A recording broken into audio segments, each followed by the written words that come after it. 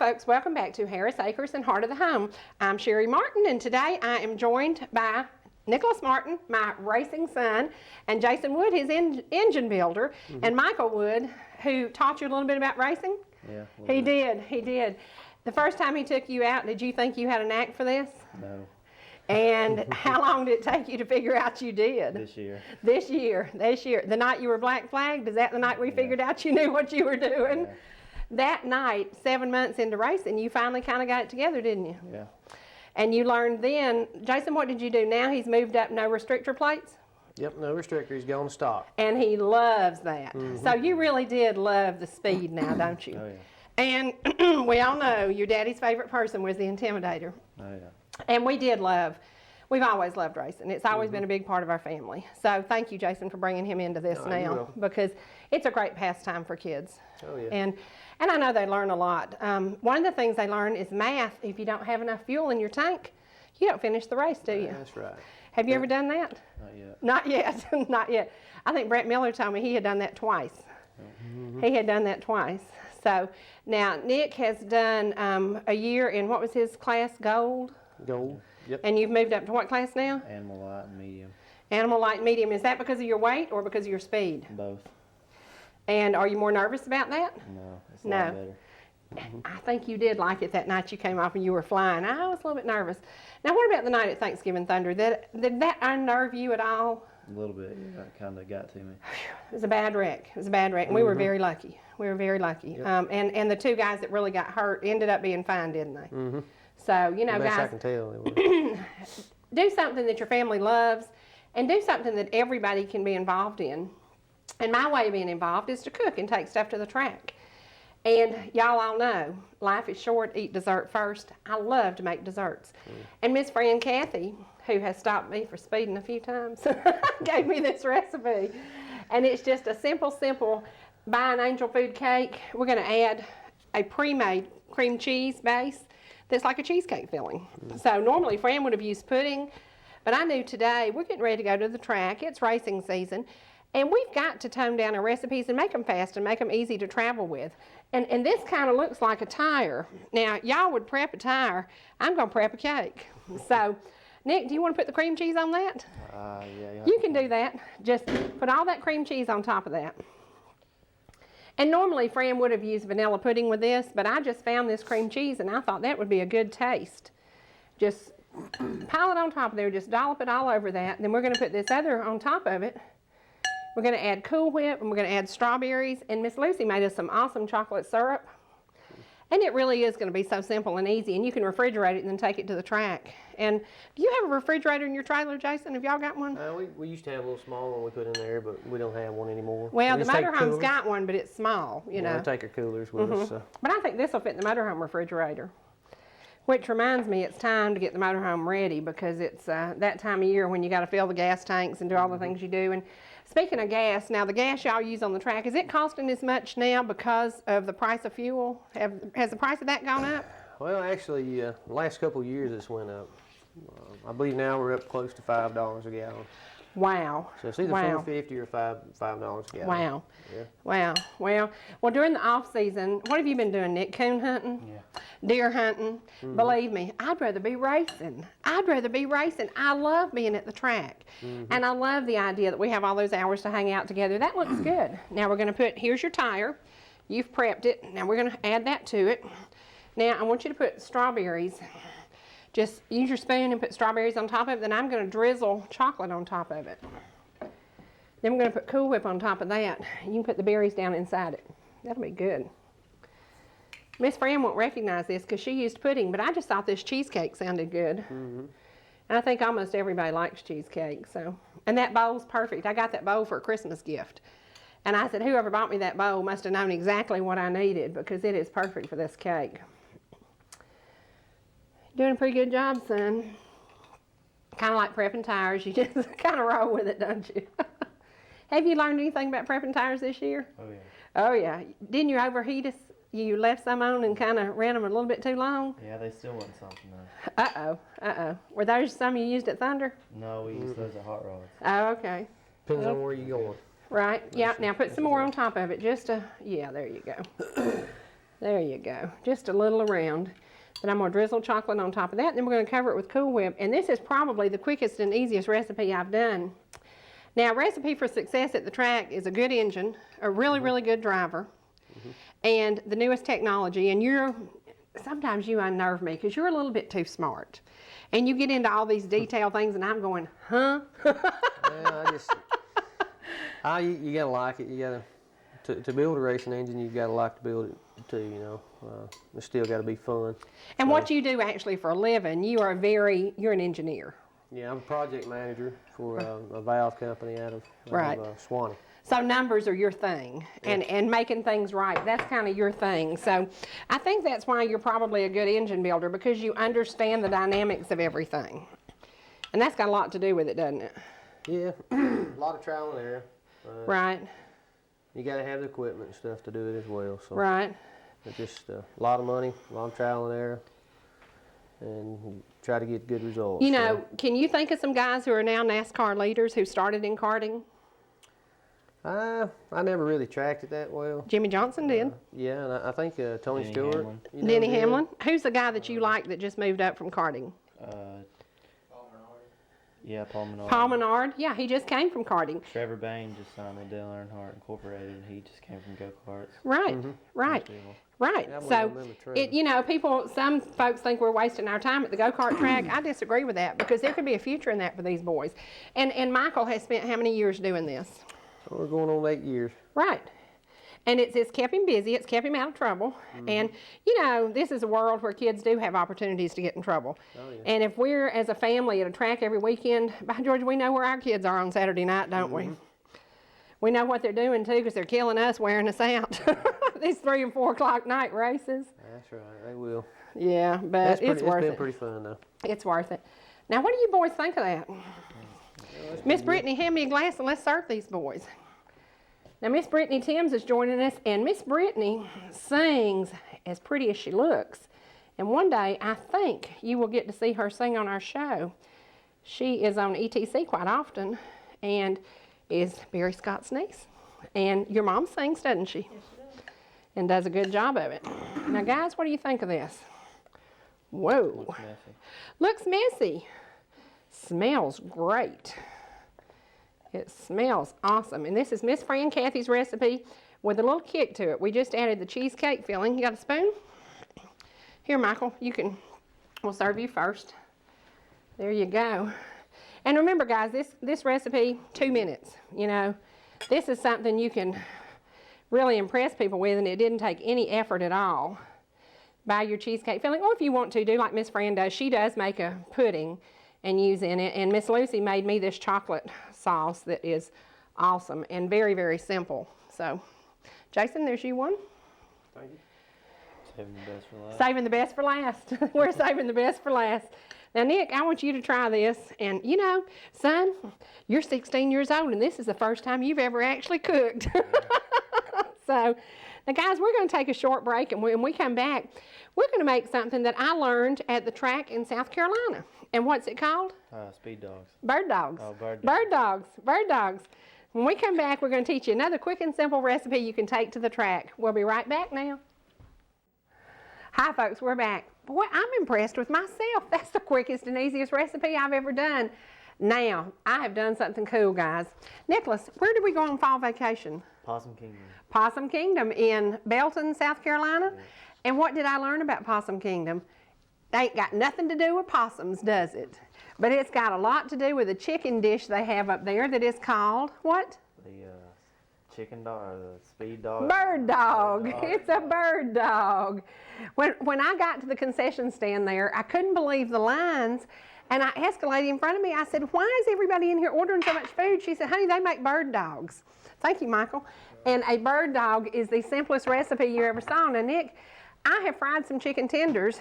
Michael has grilled us some hot dog buns. And you're going to open it and put me a couple of chicken tenders in there. And I am going to make homemade honey mustard sauce. Now, that's the one thing the guys at Possum Kingdom did not make their own sauce. But I'm going to do that while you make a plate full of those. And then we are going to, we put our chicken in, we put our cheese in, we microwave it for just a couple of minutes, and then we're going to add our homemade honey mustard sauce to it. I'm using mayonnaise, Gould's spicy brown mustard, and honey. And I think this is going to be one of those recipes that everybody will like. It's chicken, and it's easy. And we fried the chicken. And I think we did it at about 400 degrees in an electric skillet, which is something you can take to the track. Or if you show up at Possum Kingdom, you can just buy theirs. And it is, I think she sells 1,000 of these a night. I mean, they are awesome. They are really good. And this honey mustard, it just has the mayonnaise and the Gould's mustard. She said she buys hers in gallons, but I had these ingredients at home and I thought, well, we'll just make our own sauce. So, now while you're doing that, I'm going to slap a little bit of honey mustard down the side of this. And there you go. I dropped the cheese, so I could be fired. You can't fire me, I'm your mama. There you go. I'm gonna put a little honey mustard on there before you put the chicken in this time. There you are. Now, is this simple? That honey mustard is good. Wow. That is great. And it's easy. And it's funny, I asked her, I said, how'd you come up with this recipe? She said, it just seemed simple, and we always had hot dog buns. And I thought, this is killer good. There you go. Put your cheese on there, and I'll put some honey mustard on here. And remember, it's just chicken tenders. And we did use fresh chicken tenders. We didn't use frozen. We didn't use the pre-done that I'm sure a lot of restaurants could do. But this is a great recipe. There you go, 2 more. We actually got Michael to cook. Do you realize that? He browned these buns. Now that's something, does he ever cook at home, Jason? No. No. Frozen pizza. Frozen pizza, Yeah. Okay. There you go. Let me put the honey mustard on while you do that one. That one's already got honey mustard. There you go. Ooh, that is good stuff. Wow. There you are. Slide it down on there. Now, Michael, what button do you mash at the Martin house for microwave? Popcorn, because I can't see any of the other buttons. If I wore my glasses, I might could. I think you're going to like this one. I'm going to put a little honey mustard on there, then we'll add the cheese. Oh, there is, yeah. This is awesome and so simple. And I think this is the first time we've gotten these boys to do anything that's considered cooking.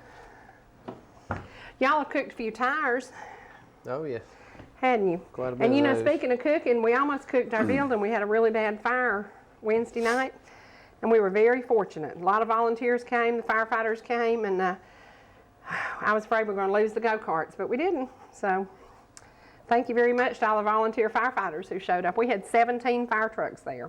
Oh, that's good. We were very fortunate, and thank goodness a passerby called it in because it was on a holiday, and we were very fortunate. Very fortunate. The only damage, the worst damage was me jerking all the computers out of the wall trying to save stuff. There you go. Michael, how's that looking? Now, we grilled our buns. I don't know that they do this at Possum Kingdom, but I grew up in Atlanta near the Yellow Jacket restaurant, and they always grilled their buns in butter, and I loved that. So I just thought that was a good addition to this. It sure looks good. Man, there ain't nothing like a Yellow Jacket hot dog. That was a shame when that place closed. That crime. Because it was good stuff. Are they done? Okay, good. Man, they're smelling good. And this was so simple. You could do this. You could do this. It looks like it is. With your high tech, you'd change something about it. You would change something about it.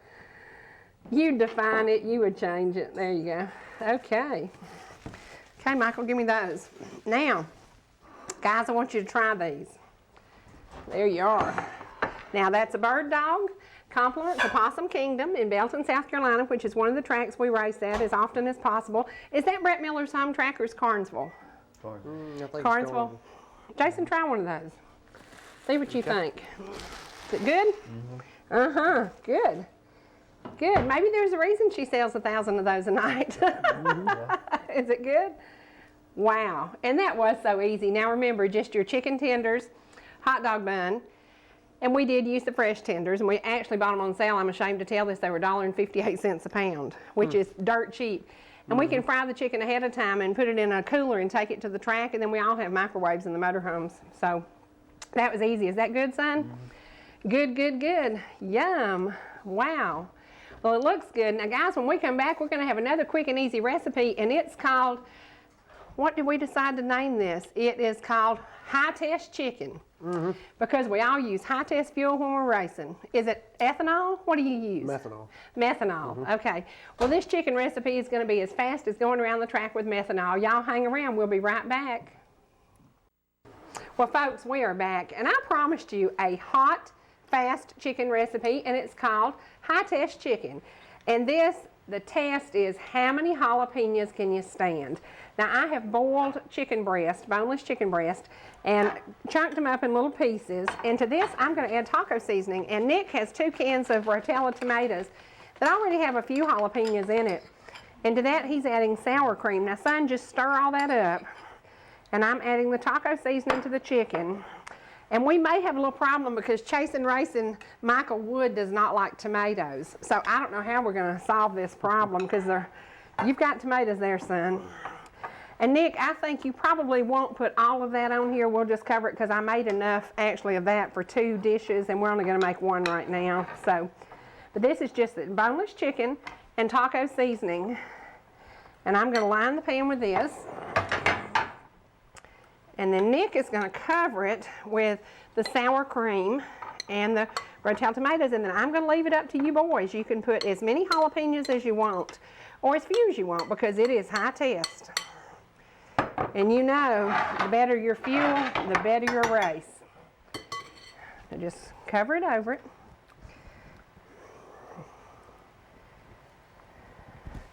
Let's smooth that out a little bit. There you go. Sour cream, tomatoes. This makes a great dip with chips, or you can serve it over lettuce with a salad. Just set that aside, sweetie. And go ahead and put just as many jalapenos as you're comfortable with. And I know, now don't get the juice. Pour the juice out. That's a lesson learned, isn't it? Is the juice hot or just the seeds? Just the seeds. And just as many as you're comfortable with, and keep in mind, your poor old mama might eat a little bit of this. And I like jalapenos, but not a whole lot of them. What do I get on a Subway sandwich? 3 jalapenos. Yeah. So we've got the chicken, the taco seasoning, the sour cream, the RoTel tomatoes, and now the jalapenos. So this is kicking chicken, high test chicken. Is that good?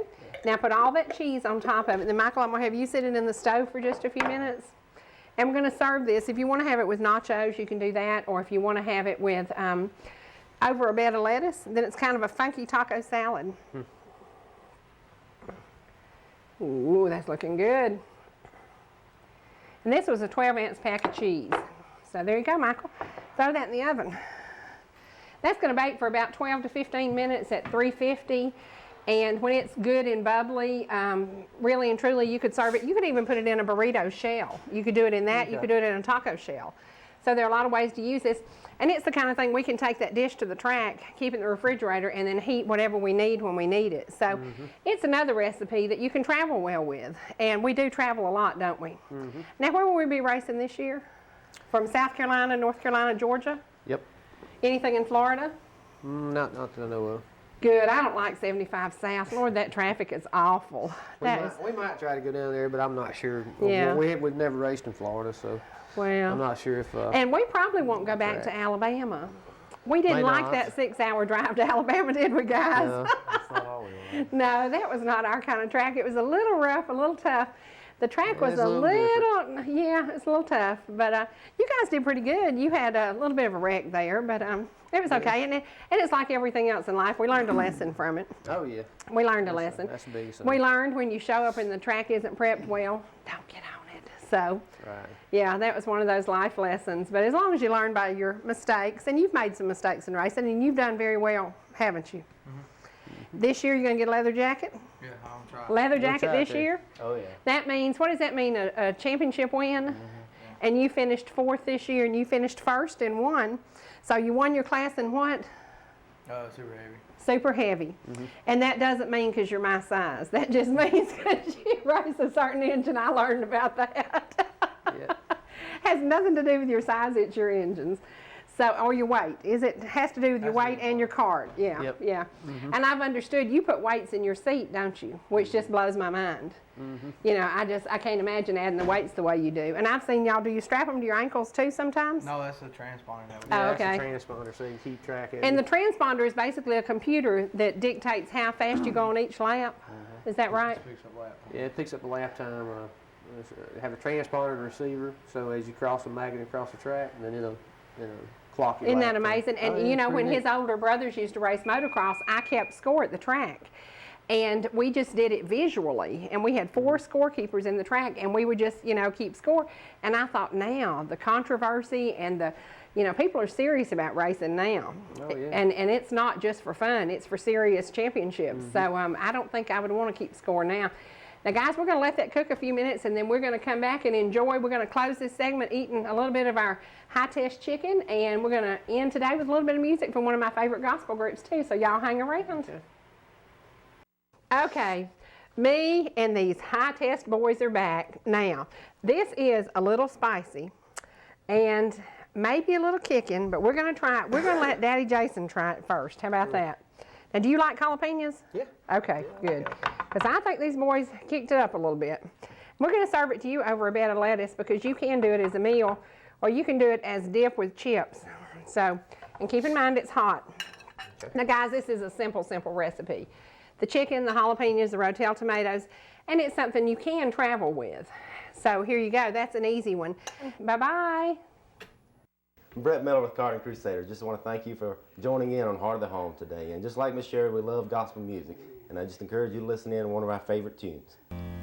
Have you prayed for a loved one struggling hard with pain?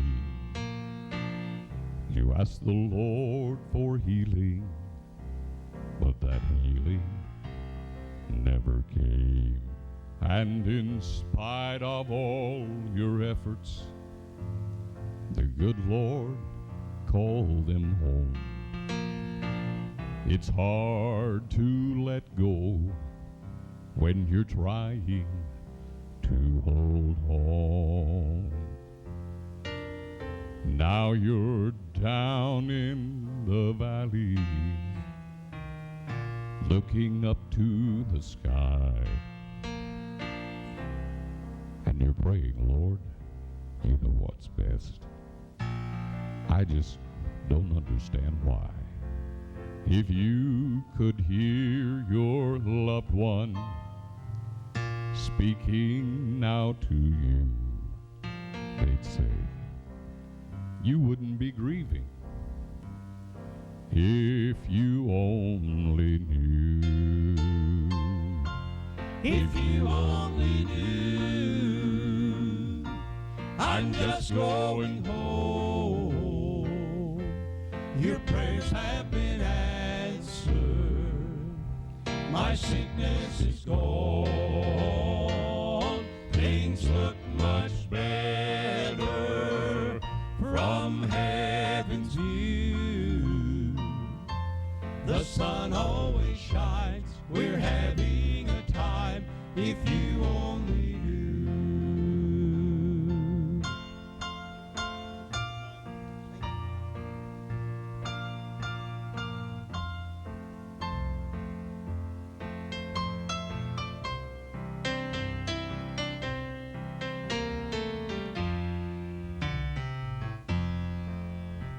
To be absent from the body is present with the Lord.